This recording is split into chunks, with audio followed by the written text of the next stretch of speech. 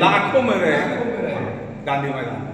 Rally में पहुंचने वाले लोगों के लिए क्या सुविधा रहेगा जन स्वराज पार्टी की? जन स्वराज पार्टी की तरफ से भोजन का व्यवस्था, नाश्ता का व्यवस्था, सब कुछ वहाँ पर है। और हम लोग भी अपना तैयारी में जाएंगे, क्योंकि बहुत ही ज़्यादा संख्या में लोग पहुँचेंगे। अगर कोई व्यवस्था होता है तो हम लोग अपने प्रखंड स्तर से जिसको लेकर के जाएंगे उसका व्यवस्था हम लोग स्वयं करेंगे, अगर कहीं दिक्कत होगा तो। महिलाओं के लिए क्या सुविधा रहेगा? महिलाओं के लिए भी वहाँ पर अलग व्यवस्था है। सर, जो अभी जो जन स्वराज पार्टी के द्वारा महिलाओं के हित की बात की जा रही है, बुजुर्गों के हित की बात की जा रही है और युवाओं के हित के बारे में बात की जा रही है, तो क्या लगता है इस रैली में इन तीनों की संख्या कितनी होगी? लगभग 2 लाख से कम नहीं। जी जी।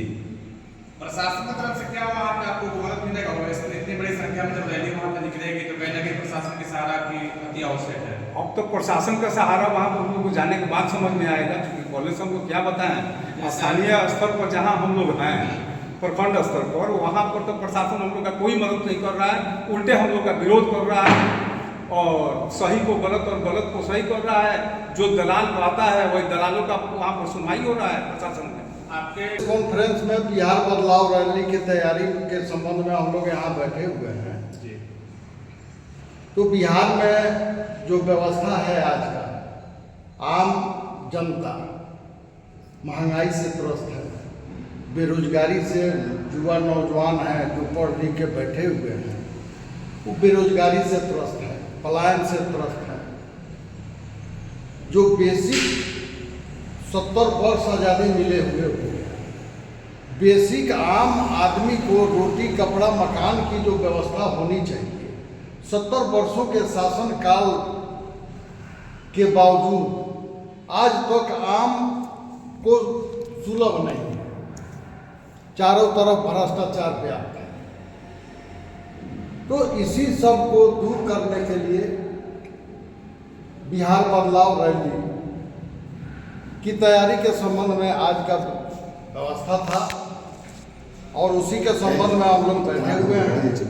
हमारे जिला से और चनपटिया प्रखंड से मैक्सिमम हमारी भागीदारी होगी।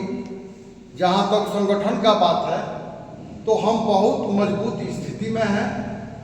हमारे साथ लोग जुड़े भी हैं और जुड़ भी रहे हैं। और जहाँ तक व्यवस्था है नेक्स्ट 2025 विधानसभा चुनाव का, तो चनपटिया सहित इस जिले में मैक्सिमम सीटों पर हम लोग अपना झंडा फहराएंगे, इसलिए कि जनता ऊब चुकी है। डबल इंजन की जो सरकार है उससे ऊब चुकी है और इस संदर्भ में हम लोग आगे बढ़े हैं। आम जन भावना हमारे साथ जुड़ रही है, जनता जुड़ रहा है। युवा, बेरोजगार और मजदूर, किसान, महिलाएं, सबकी उम्मीद आज जन स्वराज की तरफ है और जन स्वराज भविष्य में अपना झंडा लहराएगा, ऐसी उम्मीद है। और हम लोग ग्रास रूट पर, जमीनी स्तर पर मेहनत भी कर रहे हैं।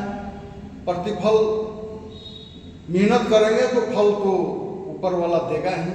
जब आम जन मानस की हम बात उठाएंगे, उनकी जो मूलभूत समस्याएं हैं उसको लेके हम चलेंगे।